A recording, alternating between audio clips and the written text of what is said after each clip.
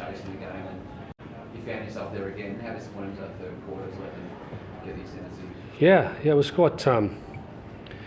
Well, it was hard to watch at times. Yeah, there was some passage of sort of really unpredictable play for us, and I just mentioned the players are sort of a bit unrecognisable. And it's always a challenge at this level that opposition try to take things away from you, but then you've got to remain true to who you want to be. And we have a strong DNA as most teams do, and particular parts of that DNA were just not on show at times. So we'll get busy on those things that we know are important to us. What's the early word on Brody Mychek's head? Yeah, Brody looks like he's going to need surgery. He'll most likely be out for the season. How did the rest of the group take that, given his importance and what he's done for you? Well, there's probably a level of most would know, but not yet, because we've got to get scans to officially make that the case. So that'll happen shortly, and then as we always do, we love and support, we get around our players and rally together. It is what it is at times. Do you feel like one of the issues this year has been that, like, when you lose control of a game, it's happening for longer periods and there's like too much damage done in that time? Maybe. I just go back to what we do, and you look at what we want to be, and we want to be a high pressure team, and to have 1-6 something, that's the lowest for the season.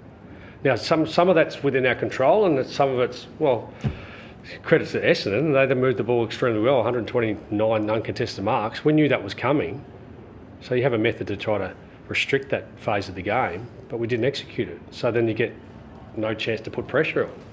Now, we go back to what we want to do. We want to be. We want to be a high pressure team, and we want to, play the game in that phase. And tonight we just didn't execute.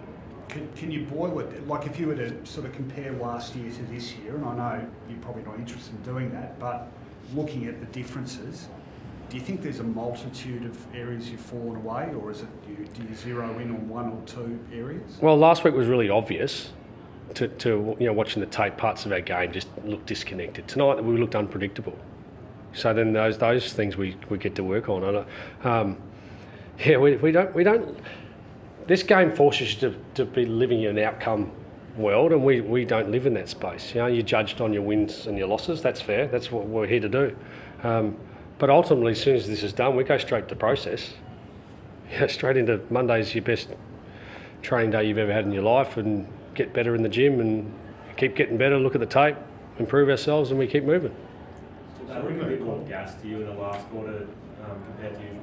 Well, that is a great question to ask, because when you're unpredictable, then there's energy out of like, I'm not sure where I'm going to run now. Like, is that ball going there? I thought we were going to move it that way. And then there's layers of disconnection, so then become more disconnected, and then obviously to the eye, maybe we look like we don't have energy.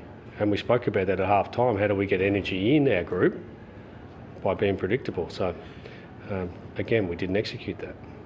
Brody Mychek's done for the season. How do you address the forward line in the short term? Because no Mason Cox, no Dan McStone right now, no Bowman Crew, no Jamie Allen. What are you going to do next week? Well, it'll be fun, won't it? We're going to have some fun. We've played some games this year without Brody. He was out for an extended period with a hamstring injury, and I think you look back at those games, we found a way to score. Again, it comes back to not individuals. Magnets don't win games. We've got more experience back in our team than we've had previous weeks, but for some unknown reason in these last couple of games, we look more disconnected. So it's not about the personnel for us. It never has been. It's not about who's playing, it's how we play. So we're going to get back to playing how we want to play.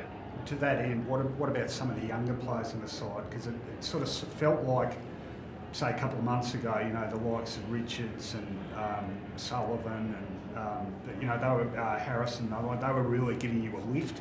Yep. Are their energy levels what they were? Do you think? Again, it's probably not about the individuals really. Because when you defend as a team, there's a system and an energy attached to that, and the same when we attack as a team.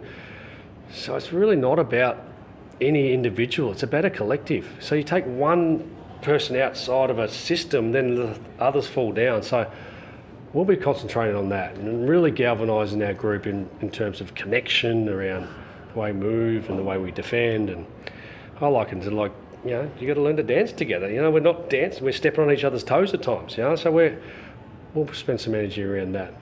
Darren Merritt seemed like the one who got through that system in the first half. Did he get close to considering a hard tag on him in the second half?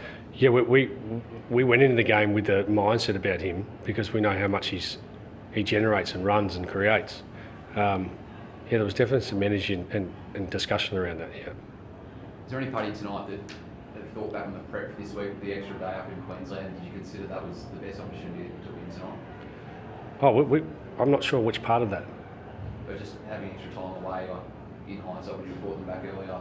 No, I did. We reviewed the game up there, and then a group of guys stayed up and trained the next day, and then we had a day off, as we normally would, and then due back. And so half the group stayed up because they wanted to, and they had families and things. We won't compromise on that.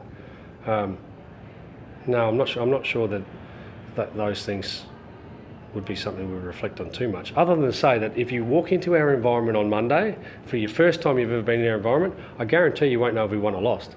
I promise you that, because we're all about getting better. How's Clayton pulled up? He's got a bit of a sore toe, so I'm not sure what that looks like. So he'll get some scans on that, and we'll see where that sits. How close was Josh Dacos to not playing tonight? Very close. Yeah, very close. He was. I thought on Wednesday or something. I said, he's $1 million one to play, and he says, someone told me he's miles, but I said, well, he must have been $2 million yesterday because he looked a long way off it. But credit to our high performance team. Yeah, Simon does an incredible job with our players. Physios, just give them every chance. Realistically, how far away is Danny Stay? There's a report around tonight that he might play some VFL next week. Yeah, that's probably accurate. He's very close. Whether it's next week or the week after, he's very close. He'll be excited to have Dan back. I'm sure that everyone will get pretty excited when they see Dan's, jumper running around at VFL or wherever it looks like. And clearly, after Checkers going out, we're probably going to need every one of our guys like Dan to be ready to present. But we're not going to rush Dan in before he's ready because that doesn't make sense. Come back to my original statement. It's not who plays, it's how we play. Just on next day, you wouldn't consider him for a return to training AFL level? We've seen Auction this weekend, Ashcroft last weekend. Yeah, I'm not sure. Look, we're not in the world of comparison. We just sort of worry about our athlete, and Dan's done a lot right. We'll weigh all that up. Yeah. Thanks, guys.